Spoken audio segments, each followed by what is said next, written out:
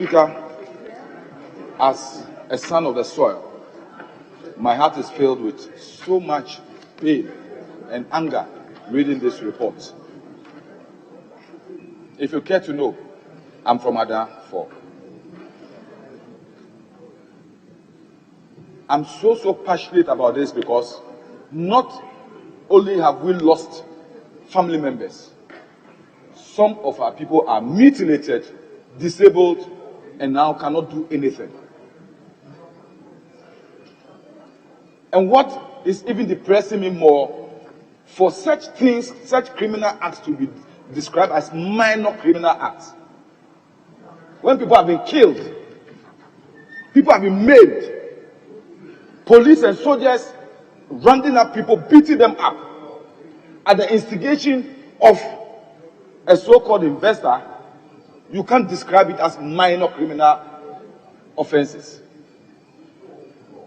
Minor, when people's lives have been lost. Mr. Speaker,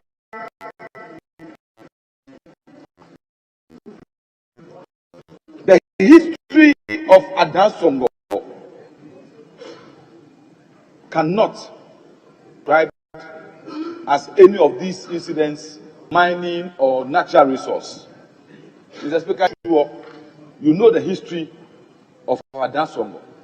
From the time of the PNDC, NDC government under our illustrious former President Jerry John Rawlings, the concessions that were in order to bring sanity, peace, and tranquility to the area. We know the problem that came up with the issue of vacuum salt. From vacuum salt to Ada Songor salt. The sort of injection that government made into it in order to restore the industry. And the concessions that were made so that the indigenous people can also have job to do. Today, somebody has just taken over everything, denying the indigenous people the little that they can also harvest in mind for their survival. And when they resist, soldiers and policemen are hired to chase them, beat them up, and even kill them. Our sacred groves are being desecrated, wantonly desecrated, without any recognition of the culture and traditions of the people. So these are not issues that should just be swept under the carpet and allowed to go. If in some areas, chiefs will shut up and allow Galamsey to spoil their rivers and do anything to them without any benefit to the people, we the people of Ada will not allow this to continue. Our people need to survive.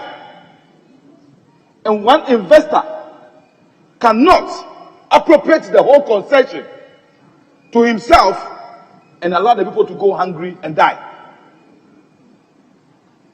We cannot in this house say we are more intelligent than the PNDC, the NDC, the Mills government, the Kufuor government that look at this issue and settled it in a manner that had maintained peace until this time.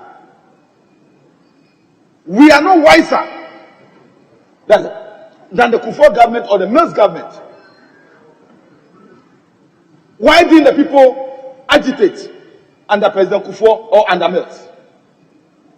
Why didn't they do that? Were there any killings at that time? No, because there was a peaceful resolution to give the people opportunity to also mine part of the concession so they can have livelihood. Today, what is happening? Even when you attempt going near that land, brutalities are vested on you. Why? And the people that they are not human beings? We cannot, if everybody in this house will accept this report, Mr. Speaker, I want to register my opposition to this report. And I want it reflected in the hazard that one time Was somebody, a member of this house, called Neil and Van Apoy, was against this report. I totally disagree with this report. Mr. Speaker, under the agreement, I'm happy the report itself is saying that a concession meant for the people should be looked at. The investor has totally appropriated the whole concession to himself. And that's the only cry of the people, that they can also mind and have a concession, that they can also get something for themselves and to pay their children's school fees and live as human beings. And this, they've been denied. Mr. Speaker, I also want to say here, no political pundit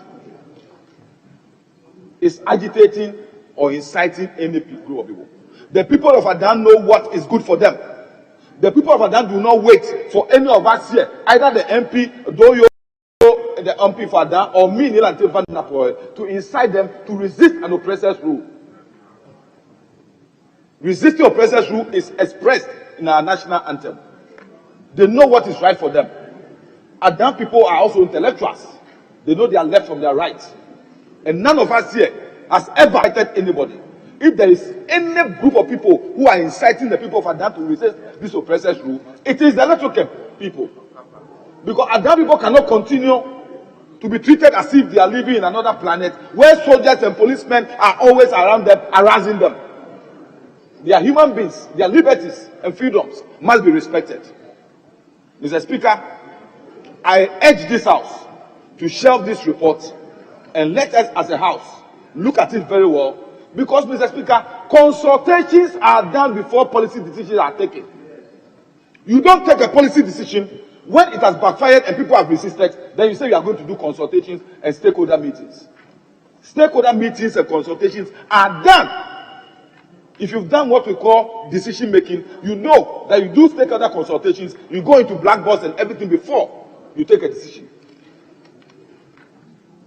If we are certain by this report that we have not done enough stakeholder consultations, let's share this report, see and make sure that the right thing has been done, so that the people there will be at peace with the investor.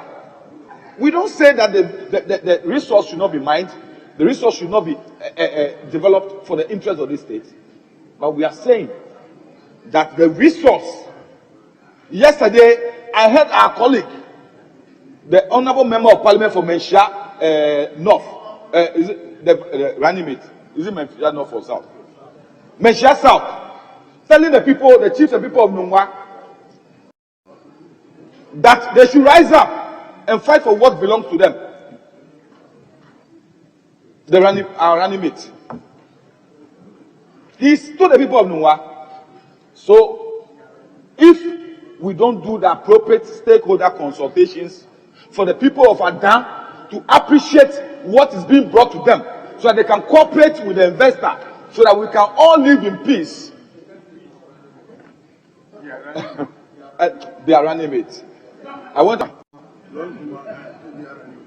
So then, Mr. Speaker, there won't be peace, because the people will continue to resist an oppressor's rule. Thank you very much.